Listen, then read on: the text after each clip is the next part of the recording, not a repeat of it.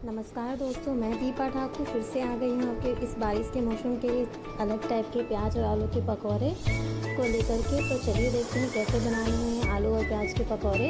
तो ये पकौड़े थोड़े अलग हैं, तो इसके लिए जो हमें सामान चाहिए वो मैं बताती हूँ और आगे बताऊँगी कि अलग कैसे हैं। इसके लिए हमें चाहिए बेसन का 1/4 मैदा। आपने देखा मैंने बॉल में बेसन और चावल काटा, सॉरी मैदा नहीं डालना है। उसके बाद मैं इसमें अजवाइन डालती हूँ, अजवाइन और काला जीरा। इसके बाद मैं इसमें डालूँगी मिर्ची भुनी, नमक और हल्दी। मैंने इसमें मिर्ची भुनी, नमक और हल्दी डाल दिया है। इसके बाद में इन सबको डालकर मैं पहले हल्का हिलाऊँगी। फिर इसके बाद में इस मिक्सर के अंदर में पाउडर के अंदर जो मिक्सर पाउडर है उसके अंदर में मैं पानी डालूँगी और पानी डाल के मैं इसको हल्के हल्के हाथों से मिलाऊँगी। तो चलिए अब मैं इसको हल्के हल्के हाथों से हल्के पानी डालते हुए मिलाती हूँ और इसको पेस्ट बनाने के लिए रेडी करती हूँ। ध्यान दीजिए कि इस मिक्सचर में भी थोड़ा सा भी हीट ना रहे, क्योंकि अगर मिक्सचर के अंदर थोड़ा सा भी हीट रहा तो हमारा पकौड़ा वैसा नहीं बन पाएगा जैसे मैं बनाना चाहती हूँ। ये देखिए मैं हल्के पानी डाल रही हूँ, बिल्कुल भी एक बार में पूरा पानी ना उधेलिए। जितना पानी का ज़रूरत लगे उतना ही पानी डालिए। पानी डालते हुए मेरा पेस्ट ऑलमोस्ट रेडी होने को है। ये देखिए मैं इसको इस तरीके से ला रही हूँ, पहले धीरे धीरे एक हाथों से, फिर उसमें पानी डालते हुए जब हो जाएंगे तब मैं इसमें अच्छे से फेंटूँगी इसको। और अपने दोनों हाथों का सहायता लेकर के इसको अच्छे से फेंट के एकदम ना ज़्यादा पतला और ना बहुत ज़्यादा गाढ़ा पेस्ट रेडी करिए। ये जिस तरह से मैं पेस्ट रेडी कर रही हूँ और ये मेरा पेस्ट रेडी हुआ है, आप ठीक उसी तरह से इस पेस्ट को रेडी कर लीजिए। और ये पेस्ट रेडी जब हो जाएंगे तब इसके बाद में इसके आगे की तरीके बताऊंगी कि आगे की प्रोसेस में इसके स्टफिंग के लिए मुझे क्या रेडी करना है। तो ये देखिए मेरे पेस्ट ऑलमोस्ट रेडी हो गए हैं, फिट आ चुके हैं। आपको दिखने में आ रहे होंगे कि किस तरीके से ये मेरे पेस्ट रेडी हुए हैं। तो अब इसके बाद मुझे इसके स्टफिंग के लिए जो कुछ सामान चाहिए वो चाहिए मुझे प्याज।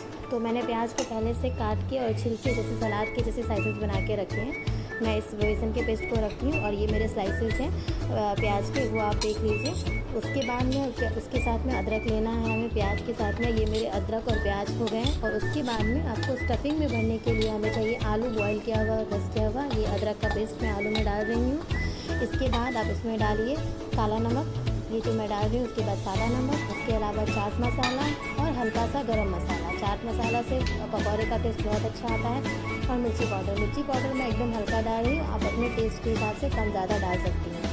और डालने के बाद मैं स्टफिंग को मिक्स करूँगी अच्छे से। जब मेरे स्टफिंग मिक्स हो जाएंगे तो इसमें आप चाहे तो हरी मिर्ची डालिए, मैंने डाला है हल्का सा, आपको ना पसंद हो ना भी डाल सकती हैं। ये मेरे प्याज के स्लाइसेस आ गए। अब प्याज के स्लाइसेस के ऊपर से मैं इसके ऊपर मैं आलू डाल रही हूँ। ये देखिए मेरे आलू के स्टफ़ जो है वो प्याज के स्लाइसेस के ऊपर से मैं डाल रही हूँ। उसके डालने के बाद एक स्लाइसेस नीचे और एक स्लाइसेस ऊपर डालिए, आलू का स्टफ़ बीच में हो। आप ध्यान रखिए आलू बाहर की तरफ ना निकले, क्योंकि अगर आलू बाहर की तरफ निकले रहेंगे तो वो हमारे बेसन में जाके घुल सकते हैं। तो इसीलिए ध्यान में रखते हुए आप इसको भरिए। बहुत ही इजी है ये भरना कुछ भी, क्योंकि आलू वैसे भी चिपचिपा होता है तो प्याज पे डलने के बाद ऑलरेडी वो चिपक जाता है और ऊपर नीचे से प्याज का स्टफ से वो कसा रहता है तो वो बाहर नहीं आएगा।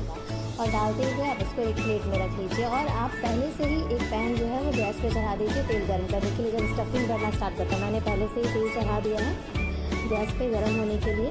जब तक मैं स्टफिंग घर के साइड में रखूँगी तब तक मेरा जो है वो स्टफ रेडी हो जाएगा। तब तक स्टफ रेडी हो जाएगा। उसके बाद मैं धीरे धीरे से सारे को फ्राई करना स्टार्ट करूँगी। ये देखिए मेरे स्टफिंग आप देख रहे होंगे कि किस तरीके से रेडी हो चुके हैं। पहले से आप सारे स्टफिंग को पहले ही भर लीजिए, ताकि बाद में से टिप करके और आपको उसके अंदर कढ़ाई के अंदर पकौड़े को डालते जाना है।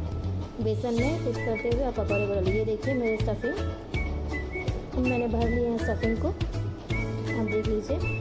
और ये मेरे साइड में मैंने प्लेट में सारे स्टफिंग को रखा है। ये पकौड़े बहुत ही क्रिस्पी लगते हैं खाने में, आप ज़रूर इसको ट्राई करिए। और फिर उसके बाद मुझे बताइए कि कैसे लगे आपके पकौड़े। ये देखिए स्टफिंग भरने के बाद ये पकौड़े आपको कुछ इस तरीके से खूबसूरत दिखेंगे। और मैंने पहले से तेल गर्म करा था, अब इसमें मैंने पकौड़े डाल दिए हैं। ये मेरे कढ़ाई में आपको अब दिखेंगे पकौड़े किस तरीके से मैंने फ्राई किया है वो। तो अब आप कढ़ाई में पकौड़े को डालते हुए गैस का जो आँच है वो एकदम सिम ही रखिए, तेज़ बिल्कुल भी नहीं करिएगा, क्योंकि वो देखिए ये इस तरीके से रहना चाहिए। पकौड़े फ्राई करते हुए दिखेंगे आपको।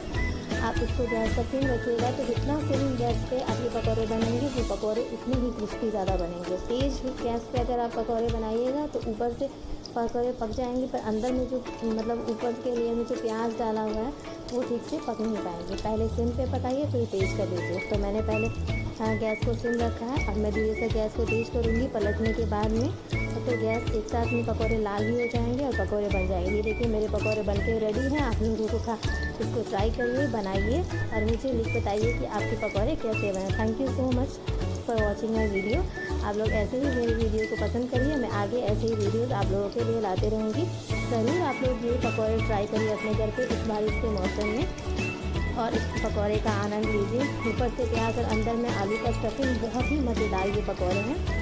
तो always keep watching my video, take care. और ये बारिश के मौसम ये पकौड़े का आनंद आप अदरक वाली चाय के साथ लेंगे तो आपको ये बारिश के मौसम के और भी बहुत ज़्यादा मज़े आएंगे। तो आप लोग ज़रूर बताइए मुझे कैसे हैं मेरे वीडियो। ये देखिए मेरे पकौड़े लाल हो चुके हैं। जब भी पकौड़े लाल हो जाए तो आप इसको छलनी की सहायता से एक प्लेट में निकालिए। प्लेट के ऊपर से न्यूज़पेपर डाल के रखिए, जिससे कि आपका तेल जो है वो सोख कर लेगा पकौड़ा और पकौड़ा आपका रेडी हो जाएगा। ये देखिए अब मेरे पकौड़े अब रेडी हो गए हैं। अब मैं इनको एक प्लेट में, जो कि मैंने पहले से प्लेट के ऊपर न्यूज़पेपर डाल के रखा है, तो वो मेरे